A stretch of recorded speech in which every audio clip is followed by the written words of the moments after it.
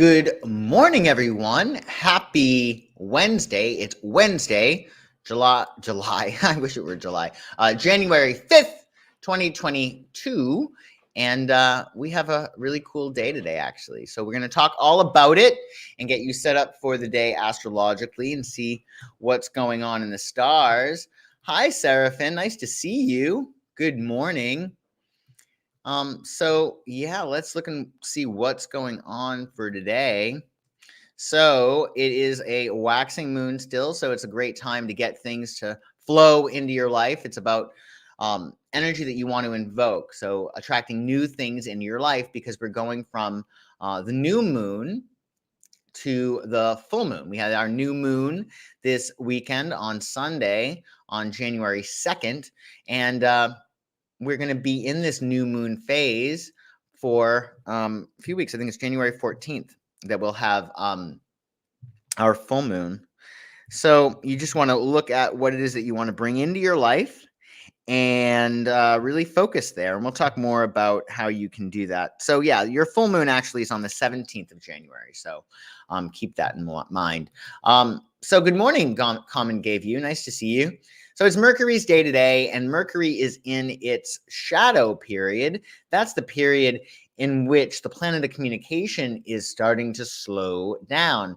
It will be retrograde come the 14th of January, and it will stay there until the end of, February 4th. It will go direct, and then it will be in its post-shadow period. So essentially with Mercury being in its shadow period and soon being retrograde, you want to just make sure that you're going over things with a fine-tooth comb before clicking send, being very mindful of your communications, doing whatever it is that you can to think twice and take your time, and also give yourself extra time to finish projects or get to wherever it is that you may need to go.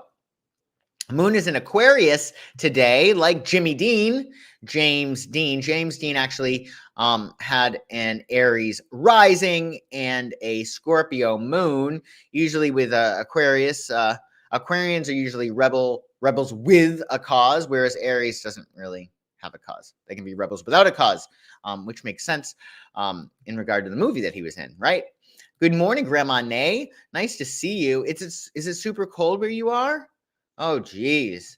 It's definitely cool in Los Angeles today. Today in LA, it is right now it's 54. The high actually, it's climbing up here in Los Angeles. It's going to be a high of 69, which is warmer than it has been in a while. Third day snowed in. Oh my goodness. Geez Louise. Well, this is great time for hot chocolate. I got to say, the only thing I miss about living on the East Coast with those snow days in which you really couldn't leave and you had to have hot chocolate and watch movies, that would be really cool. Those snow days, kids are lucky they're getting snow days.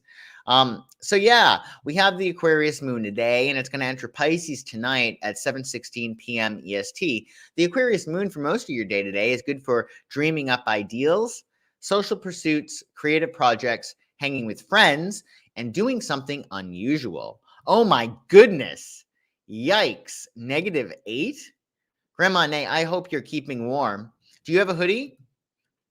You need a hoodie. That is what I love about winter is hoodies. I hope you're wearing your hoodie, Grandma Nay. So hot chocolate sounds like a good idea, doesn't it though? I think so. I think you deserve some Swiss Miss or remember Ovaltine? My grandmother used to make us Ovaltine. It was the best, but not the malt. The malt was horrible. Regular Ovaltine would be good. We got that going on today. Plus, we have this aspect. Venus retrograde is going to be sextiling Neptune, which journalist Robin Roberts has in her chart, which we'll talk about in a moment. But this aspect today for all of us will arouse our sensual, caring side, making it a good time for passion and romance. It's good for dating, as increased magnetism and allure may attract a caring person and possibly even a soulmate. Good morning, Linda Michaels. Nice to see you. Oh, you have hoodies? Oh, I have so many hoodies. I love my hoodies. That's the only thing I don't like about the warm weather is because we can't wear hoodies. So yeah, this is a good aspect for dating. And also if you're in a relationship, you can connect better and more closely with your partner. If you're a creative person, inspired creativity makes this a good time for dance, music, and other forms of creative expression. This Venus sextiling Neptune. Also, our heightened intuition may help us gain valuable insight through our dreams and visions. So you may want to keep a notebook beside you, maybe on your end table when you're sleeping, so you can jot down any dreams that you may have. And also, even if you're not sleeping, you might get some really cool ideas or insights. So jot them down. You never know what you might come up with. So yeah, we have this aspect today, and it's going to be really, I feel, intensified because we have the Pisces Moon coming up later on today at 7:16 p.m. EST. And that is going to really make us even more Neptunian. So if you are into meditation or exercise or music or art or creativity, this should be a really great day. And you'll still experience that tomorrow as well. So keep that in mind. But yeah, Robin Roberts has this in her chart. She is a fascinating lady. And believe it or not, we actually have her time of birth. And it looks like it's true. It looks like it's not fake news that we actually know her time of birth, which is great. Good morning, Stone Enchantress. Nice to see you. I like the music. So if we look at Robin Roberts's chart, first thing I notice is that her sun is in the 10th house in Sagittarius. She's born November 23rd, 1960. So the sun is in the 10th house. Whenever you have the sun in the 10th house, the sun is where you shine, where you're like big, right? And where you learn. And for her in the 10th house is the most public area of her chart. So that means that she learns on the public stage and that she is most likely going to be a highly visible person with that sun in the 10th house. The 10th house is ruled by the sign of Capricorn, and there's a very, very much, a very, very strong Capricorn slant to this chart. She is a Capricorn rising, as we notice over here, 25 degrees Capricorn. Capricorn is about status, position, honors, achievement, how the world sees you. It can be about keeping up appearances, but Capricorn can look better than other people, quite frankly, and then lead them, like Martin Luther King or Gene Dixon or even Betty White. So Capricorns, it is about status, it's about position, it's about honors. But when you have that, that gives you a certain level of responsibility, and it helps you to lead other people and be a leader in your profession, which Robin Roberts, I would say, is. So she's a Capricorn rising, making Saturn the ruler of her chart. And Saturn is locked up with Venus in the 12th house here, along with Jupiter. So she's a stellium, a 12th house stellium in the sign of Capricorn. So what that means is, first, with it being Capricorn, there's a lot of energy about achievement. There's a lot of energy about hard work, sweat equity. Capricorn, very nature, they don't really like it when people get things handed to them. Like they don't like it when people get things without working hard for them, because Capricorn is from the school of hard knocks. Like they've had it tougher than most of us, but that grit and that determination helps them to achieve their goals, and they usually go pretty far. So she has Capricorn, the ruler of her chart being Saturn, and that's in the 12th house. And what's interesting is that the 12th house, it's usually hidden, right? It's locked up. So for instance, if somebody has Venus, planet of love or beauty, in the 12th house, they might not be aware of their beauty. However, because the 12th house rules the subconscious, if they're in touch with their subconscious based upon their other aspects, or if they meditate or whatever, that energy becomes more perceivable, even though it's in the 12th house in the subconscious.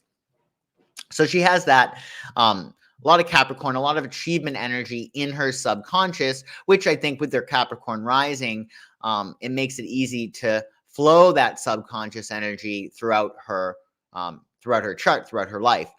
She does have her moon in Aquarius, which is interesting. Typically, with the moon in the first house, the moon is the most emotional, vulnerable area of your chart, right? But the first house is also the most visible. So typically, with people who have moon in the first house, they show their emotions very much like on their faces. Like you can always tell what they're feeling. They have a much more nurturing. I find that moon in the first house, a lot of these people can sometimes be codependent, like they need to be needed. However, Robin Roberts has her moon in Aquarius in the first house. Completely different story because Aquarius is very removed, cool, and detached. So she's able to express herself emotionally, but in a very cool kind of way, which makes sense with her profession, obviously. Good morning, Silvery Gray. Happy New Year's to you. You love Capricorns. Yeah, one of my best friends is a Capricorn, and he's GOAT. Just like what is his name? Muhammad Ali. Was that Muhammad Ali? Yeah, he was Capricorn as well. So additionally, with this really cool chart, we notice, of course, the aspect that we have going on today, Venus sextiling Neptune. Her Venus is in Capricorn at 10 degrees, and her Neptune is in Scorpio at 9 degrees. So also Mercury in her chart also makes a sextile to that Venus. So all that stuff in the 12th house is propagated to the world, and it flows nicely. So even though her Jupiter, Venus, and Saturn are all locked up in her 12th house of the subconscious, the hidden stuff, there's a lot of flow here in the 9th house because the 9th house is about propagating your energy throughout the world. The 9th house is about expansion. It's about publishing. It's about broadcasting. It's about making sure your energy is all around the world, hits all four corners of the world. So makes perfect sense because she is famous, right? Oh, your rising is Capricorn. Okay, so you have a Capricorn rising like Robin Roberts. That's really good. Yeah, so this chart actually might resonate with you to a certain extent. So yeah, we have that beautiful flow with Mercury and Neptune with her Capricorn, Venus, and Saturn. So there's a really nice flow there. But also Neptune rules visuals. So a lot of people who are on TV or in the movies have Neptune with her. She has Neptune with Mercury. So Neptune is about the visual stuff, right? And how you appear on screen. And there's a certain magic that people that have strong Neptune in their chart can convey to the camera. But this is doubly so for her because she has also Mercury right next to Neptune, which makes her communication somewhat magical or intense because it's in Scorpio. The Neptune and Mercury are in Scorpio. What's interesting is that she also has Mars at 18 degrees Cancer opposing her Saturn. So this is interesting because Mars rules athleticism, and she really was very much into sports. Like that was her thing early on in her career. She was a sports commentator. And that makes sense because she was put, when you have an opposition, you're sort of pit up against this energy. So she had at some point in her life, probably before she started doing sports broadcasting, was up against this Mars-like energy, and moved forward with that in her career because she was really into sports broadcasting, which is really cool. So what's interesting too is that she has her North Node conjunct Pluto in the 8th house, which is, really very much about transformation and service. So the North Node is about destiny and Pluto is about transformation and it's about rebirth. And this makes a lot of sense because she was diagnosed with breast cancer and she felt guilty when she had it. She felt like she'd let people down, which is totally Capricorn. Makes sense why she has all that Capricorn in her chart. But what did she do? But she said, okay, how can I utilize this to my greatest advantage? And that's what she did. She made more awareness about breast cancer. She did a lot for the world from her standpoint of, well, these are the cards that I've been dealt. How can I play them best? And she certainly did. So this is Robin Roberts' chart. She is a very interesting lady. I actually saw some of her masterclass. If you guys are on masterclass, She does masterclass. I could listen to her talk forever. She has such a great voice, but she also has a lot of pearls of wisdom. So you may want to check that out, especially I think if you have strong Capricorn in your chart, as she does. She is a Sagittarius, but very, very Capricorn Sagittarius. Yeah. Yeah. While we're at it, folks, please like this video and subscribe to my channel. And if you're joining me for the first time today, either live or watching the replay, thank you. Please like the video and subscribe to my channel. I'd appreciate it. Also, folks, I have an astrological vision board workshop going on this Friday via my locals.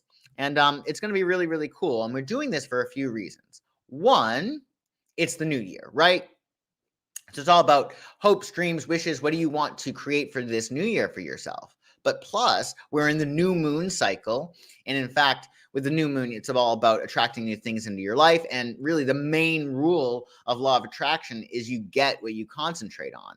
Further, on Sunday, we have the first quarter moon. So it's really good for manifestation. And also, of course, on Saturday is actually National Vision Board Day. So even if you don't attend my workshop, you should probably create a vision board if you're interested in law of attraction. Yeah, so my vision board workshop, it actually incorporates not just law of attraction techniques, but astrology, of course, because I'm an astrology nut, right? So you can utilize astrology to really help you zone in on your goals. You should concentrate on love. Well, we should all concentrate on love because the energy at its basis, all energy at its basis is love. Even if you can't stand someone, if you drill down to the energy, it's love. Isn't she? She's such a great interviewer. I love her. I think that she's great. And thank you, John. Yes, we're going to mount the like button. But yeah, this workshop is going on this Friday via my locals. It's $5 a month to join my locals. Pretty cheap, I have got to say. And essentially, we do something every month, either a vision board workshop or a party, depending. So keep that in mind. And that is in the description below if you are so inclined.